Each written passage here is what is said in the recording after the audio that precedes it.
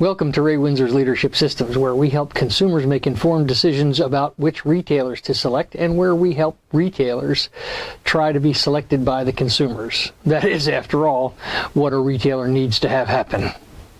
This series, online or brick and mortar, will have 5 parts to it, and it's aimed at helping a consumer understand the best choice for him.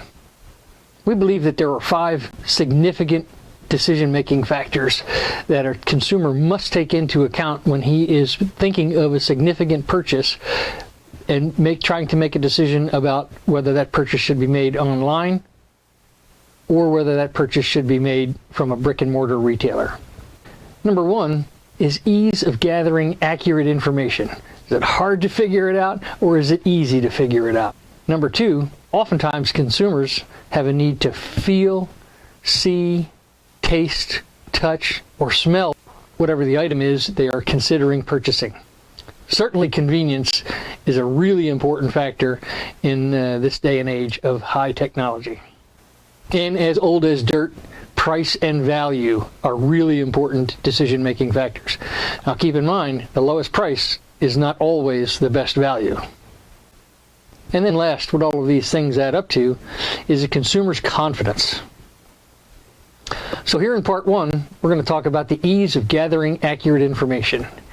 Is the source of that information that you are accessing competent? For instance, online retailers have what's called a fit guide. And on occasion on those fit guides, they'll tell you that your car requires a 4-inch speaker in the door. Perhaps you're buying an outdoor barbecue grill. And if your patio is anything like mine, it's not perfectly level. So you'll want to know if the outdoor grill, the island grill, has leveling feet. Or perhaps you're buying shoes, and if you're like me, the cut on the side of the shoe often cuts into my ankle. And I hate shoes with hollow heels when you're walking in a quiet hallway. Maybe you're buying a flat screen TV and you want to know how the light from your windows or the ceiling lights will affect the glare on the screen.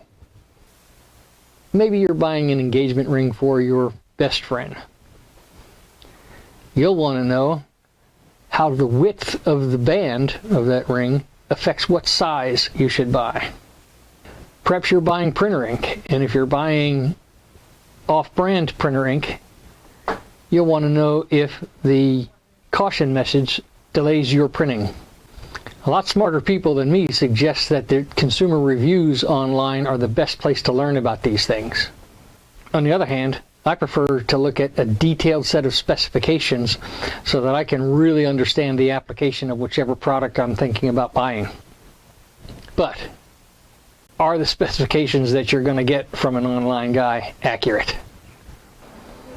That said, a telephone call to tech support in the customer service department prior to making the purchase is probably a good gauge of how this company is going to treat you as a consumer. With many online companies, good luck finding a telephone number to actually talk to a human being. Now, though, will be a good time to recall in the first series about how the first impression is made on you, the consumer, when you make a telephone call to that retailer. A capable retailer will respond to your telephone call in a professional way. For instance, on the door speakers for your car where the fit guide said there was going to be a 4-inch speaker required, a good guy will look at that and say, you know, I've looked at that door, and with very little modification, you could probably fit a good 6.5-inch speaker in there. Oh, this is a winner. How about the leveling feet on the grill? What should happen is the customer service guy will say, nope, the island grills don't come with leveling feet, but here's the solution. Measure the distance between the weight supporting corners, lay that rectangle out on your patio, and then use a line level to determine the elevation differences between those weight supporting points.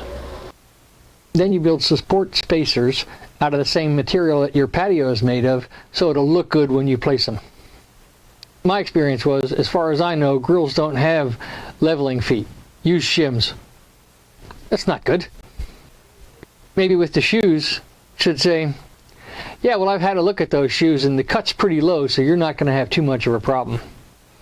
With regard to flat screen glare, a competent guy will tell you, well, there are two pretty good solutions for that. There are general settings on your TV for a sporting event, game playing, cinema, or regular television watching that will affect the brightness of the picture.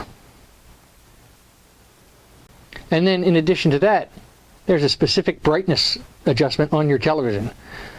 Pretty sure when you put this television in your room, Mr. Consumer, you'll be able to solve most of the glare problems. And then with regard to that ring, the guy should tell you, well, if the band is over a 1/4 inch wide, add a 1/2 a size. You're buying off-brand or remanufactured ink cartridges, the guy should tell you, yeah, well, on occasion, rarely, you get the error message, but typically speaking, it only happens once per cartridge, so it shouldn't be too much of a delay.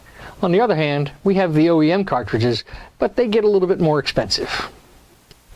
If you can't find this kind of interaction with an online guy, now might be a good time to consider making a call to your brick and mortar retailer. And at the same time, remember from Series 1, selecting a retailer, how to judge the guy's performance on the telephone.